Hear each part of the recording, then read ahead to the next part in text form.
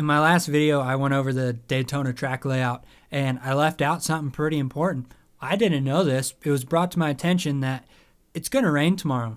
Like, probably a lot.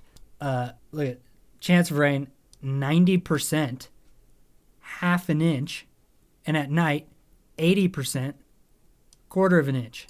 So, 3/4 of an inch of rain. That's pretty decent. And not only that, it's all day long. All day long. It starts at 7 a.m. and it goes all the way till 2 o'clock in the morning. All day long. I mean, it's only fitting 2021 having a mud race, because the last mud race that we had at Daytona was 2012. You take those last two numbers, 1 and 2, you just flip them. 2012 turns into 2021. Daytona is probably the best race to have a mud race at, because, like I said in the previous video, the dirt is so much different than a normal Supercross track. Most Supercross tracks have very clay type dirt, not so sandy like Daytona is. And when you have clay dirt, everything just becomes really sticky unless it's raining during the race, which a lot of the times it's not. But with Daytona, it doesn't get as sticky. It turns into just a brutal track that is still somewhat rideable. I think the track's going to be more like 2012. If we're talking about the amount of rain that they got in 2008, no track can handle that much rain. That's a whole different story. That's probably the most infamous race of all time.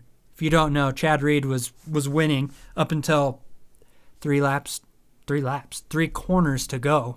His bike gave out, and Wyndham ended up winning.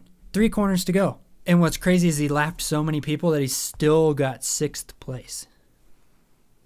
Mud races are crazy, which means anything can happen this weekend. Literally anything. This could be the weekend that, if things really go according to his way, if things really go his way, Tomac could possibly get back into the championship. He needs a lot of things to go his way, though. He needs to win, first off, and he needs Webb and Roczen's, both of their bikes, to give up, blow up, clutch, whatever. But Tomac's bike also needs to stay intact. That's a hard ask for somebody like Tomac, because he's very hard on his clutch. But he's made it through mud races. He's won mud races, so yeah, maybe. But I don't think that Roczen or Webb will... I don't think anything will happen to him. I should actually look at Loretta's last year. Loretta's 2 was worse by a lot. Official results, because I can't remember. Osborne won, so a Husqvarna can make it through, no problem. Where did everybody else end up? Tomac, second moto. Tomac didn't make it through. I do remember that. Oh, I'm looking for Roczen, and he didn't even race last year. He didn't even race outdoors.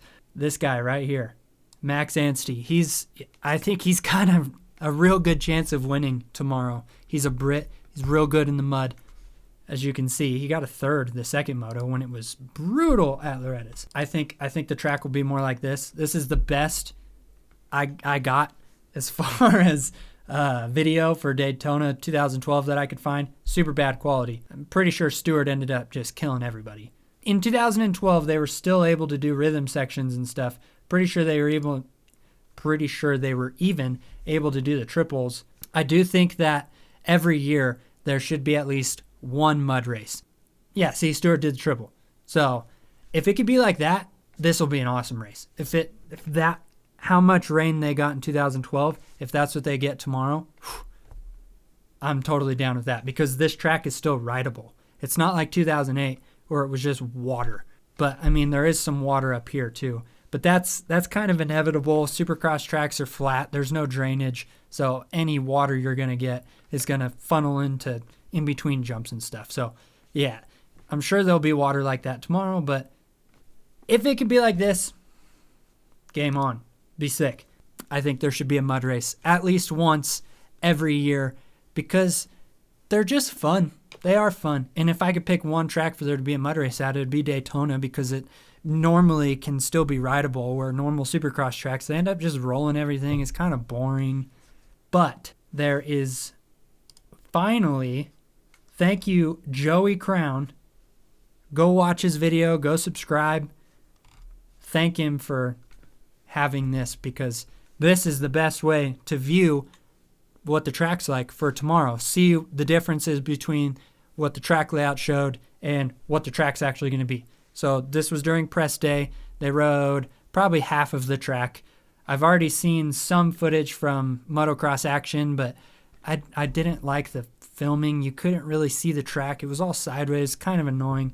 So this is the best way to watch, is a GoPro. So let's see what Joey's got for us. First off, you can tell how dry it is. They're obviously not going to want any water in the track because it's going to rain tomorrow. So it's dry as a bone, hard as a rock. First things first, there's no rollers going into this corner, which I don't think would have made any difference. The S corners, ooh yeah, that rut's already gnarly. This is going to get real gnarly in the mud tomorrow. What does he do right here? Okay, 250s are able to triple that, which will, like I said in the track layout, that'll be really important for passing if you can get over that clean, because this is a big triple and it's really steep. So if you can get a lot of speed into it and soak it up or scrub it, be a lot faster than if you mess up the jump in front and have to preload it just to get over. So for 250s, this jump right here is going to be real important. But it's going to be mud, so who knows actually. They put a lot more rollers in there. There was only 4, 3, something like that in the track layout. This is not mud. Mud? This is not sand like it showed in the track layout. If they can triple on, I don't know why I'm saying all this, because it's mud tomorrow. So they're going to be doubling that, then probably doubling this. The track layout showed it being dug out right here. Instead, they put a single and then it's flat going into the whoops, which I think is much better than having it dug out, because they would be jumping into the whoops. Kind of dangerous. So I like this. Whoops seem pretty dang big, but again, it's going to be mud. Then a single over, then this is a lot different. So instead of it being dug out before the wall and having a single before the wall, they got 2 rollers after the start into the wall with no single before it, which I guess is fine. In the motocross action video, they showed dudes on 450s at least were doubling this. Well, it looked super sketchy, super gnarly. With the mud tomorrow, though, nobody's going to be doing that. This is fine. Way to slow down the riders before they hit the wall. It's all good. They don't do it today, but this sand section tomorrow is going to be brutal. It's gonna it's gonna be real gnarly with all the water in it. It should take water a lot better than the rest of the track though, so I don't expect this to be too muddy. It should be pretty decent actually. And then here they turn this into a step on, step off, which is whatever. Can't really see their option section back here to see what they ended up doing. I don't see any tough blocks in the middle there, so maybe it's not an option section anymore. They go through here. They go around the triple. And then this is just a sand section. It's not whoops. Much, much better than what it looked like in the track layout. It's going to get super, super rutted tomorrow. It's going to be brutal. And then the finish line. So there's a few changes to the track made from what their track layout showed. I'm sure they did it maybe for mud tomorrow, but probably not. They weren't going to build the same layout as they had already. Maybe they changed the part like before the wall. Instead of it being dug out, they put the 2 singles there, because if it would have been a hole and it rained, all of the water would have gone in there, and it just it would have been water. So all in all, it's a fine track layout. For tomorrow, it doesn't really matter though, because it's going to be mud. Anything can happen, like I said. In the 250 class, where's he at? This guy right here. He could do real well. Ryan Sipes is on a gas, Troy Lee gas for this race. He's an off-road dude now. He's, I'm sure, insanely good in the mud. He's one to watch. I'm saying him for the 250s is the one to watch, and Max Anstie in the 450s is the one to watch. I'm excited for this race tomorrow. I love a good mud race every now and then. It's always fun. Rain, rain, rain, rain, rain, rain, rain. And wind during the mains. Oh, okay. Mud race. Haven't had one yet this season. I hope this is the only one. But I'd like one a season. That's always good for me. Yeah. Hope you guys are excited too. Should be a good race tomorrow. Yeah.